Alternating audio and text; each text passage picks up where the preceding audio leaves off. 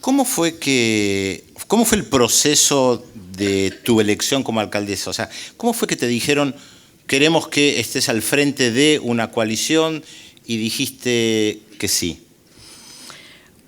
Bueno, la verdad es que muchas veces dije que no, porque la verdad es que estaba muy feliz en mi jubilación. Yo exactamente pues me había jubilado no porque no me gustara la judicatura, que me parece una profesión muy interesante, en la que yo he trabajado con muchísimo entusiasmo, porque me interesa muchísimo el conflicto en el ser humano y por qué se produce el conflicto, y la judicatura para mí gira siempre en la capacidad de resolver conflictos entre intereses contrapuestos, ¿no? Y he disfrutado muchísimo con la judicatura, pero mi manera de llevarla era tan intensa que me quedaba poco tiempo libre y yo quería aprovechar.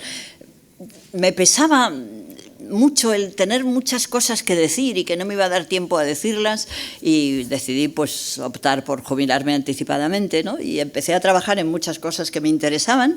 Tenía 11 carpetas, 11 proyectos, y pude desarrollar 4 o 5 bastante avanzados, y bueno, yo estaba muy feliz. Y cuando me llamó un antiguo amigo mío que era un sacerdote con el que yo había trabajado mucho cuando yo era jueza de vigilancia penitenciaria.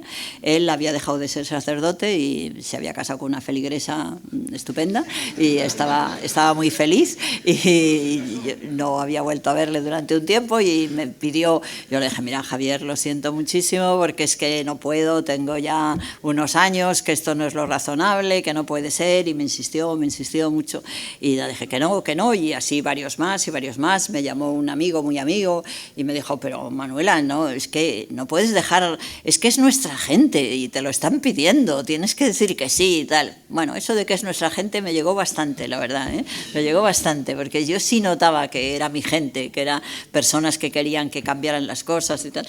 Me entrevisté con ellos y creo que me conquistó muchas caras jóvenes que vi con una ilusión tan enorme que me recordó mucho a cómo era yo en aquellos años 60 al final de la universidad, y me identificaba muchísimo la ilusión de la cara de los jóvenes. Eso fue muy decisivo, y luego también fue muy decisivo, la verdad, que la señora Aguirre decidió presentarse y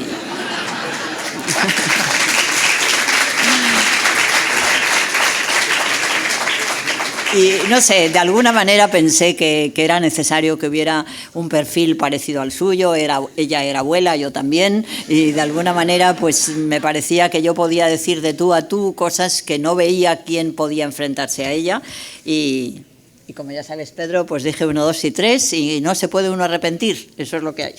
Ahora, es interesante lo que decís de las caras jóvenes, porque en tu libro, y además permanentemente lo decís, que te encontrás también con que los jóvenes, a ver, utilizo la palabra jóvenes y viejos sin que esto suene peyorativamente, que suene peyorativo, pero como que los jóvenes parecen más viejos por sus metodologías. ¿Cómo es eso de encontrarse con jóvenes que parecen tener métodos de otras épocas? Porque además lo planteas permanentemente. Bueno, eso es un poco una primera impresión que yo tuve. Desde luego me conquistaron la enorme ilusión que tenían todo el grupo de gente joven, que estaba pues muy relacionada con lo que había sido el 15M, y en cierta medida con grupos municipales de barrios que estaban luchando contra los desalojos, o personas que estaban ya incluidas en los círculos de Podemos, que yo les veía una enorme capacidad enorme, pues eso, de ilusión, de entusiasmo, ¿no? Lo que me sorprendió es que cuando ya empezamos a trabajar más, quizá ellos no se atrevían a cuestionar los temas clásicos de hacer la política, ¿no? Eso sí, formales, ¿no? Pues cosas de este tipo, ¿no? Como, por ejemplo, pues eso, no hacer mítines, no se les había ocurrido a nunca, ¿no? Y a ninguno, ¿cómo vamos a hacer una campaña política sin mítines? Y yo les decía, pero si el mítin es como un discurso de la Iglesia, es un rollo, es una persona que sube arriba y dice patatín, patatín, patatín, patatín, y no, esto no puede ser y tal. Y yo creo que eso no lo habían pensado ellos. Les dijeron, anda, pues aquí, como me decía este mensaje que me has mandado tú muy cariñoso, ¿no? Que me llaman la abuela dorada, ¿no? Pues mira, la abuela dorada lo que dice, ¿no? Bueno, pues eso está bien, sí. Yo creo que en esa medida, quizá porque ellos han vivido menos, ¿no? Y entonces pues pensaban que solamente había un modelo, ¿no? Y yo creo que está bien el plantear que hay que pensar, ponerse a pensar en los antimodelos, ¿no? Pero ¿cómo es eso de la cuestión generacional? ¿Pasa por una cuestión generacional? ¿Pasa por una cuestión de mentalidad? ¿Pasa por abandonar iglesias? ¿Cuál es el camino? No lo sé, yo tampoco lo sé.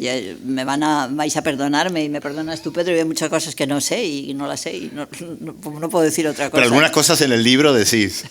Hombre, lo que yo pienso es que la educación que recibe, la educación no está adecuada a la sociedad actual. Yo acabo de leer un libro maravilloso de un profesor inglés que se llama Garner, que el libro es una maravilla, y viene a decir que tenemos que ser conscientes que la educación, la escuela no está adecuada a la sociedad que vivimos, que va a una velocidad gigantesca. Es decir, él dice que como no enseñemos a los jóvenes a estar constantemente dispuestos al cambio, no estamos haciendo lo que debemos hacer con una nueva generación, ¿no? Cuando yo escribo el libro no había leído a Garner, pero me ha ratificado mucho en lo que digo. Entonces, yo creo que es imprescindible que cambiemos la manera de educar y en esa medida yo creo que es muy importante que nos liberemos de esas grandes padres que son las religiones, las ideologías, los presupuestos sociales inamovibles, que las personas seamos capaces de sentirnos libres en sí mismas y al mismo tiempo responsables, muy responsables de decidir en nuestra vida si vamos adelante o no, si vamos a mejorar el mundo o no. Yo creo que el mundo moderno ahora tiene algo maravilloso y es que el yo, se potencia en unos índices extraordinarios, porque hoy día las redes nos permiten a una persona hablar con cualquier persona de cualquier parte del mundo, comunicarnos, establecer opiniones.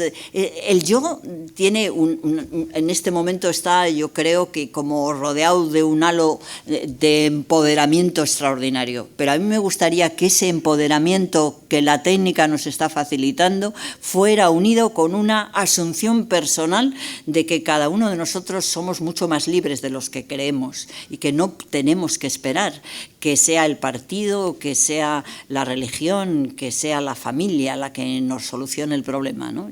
Eso va por ahí.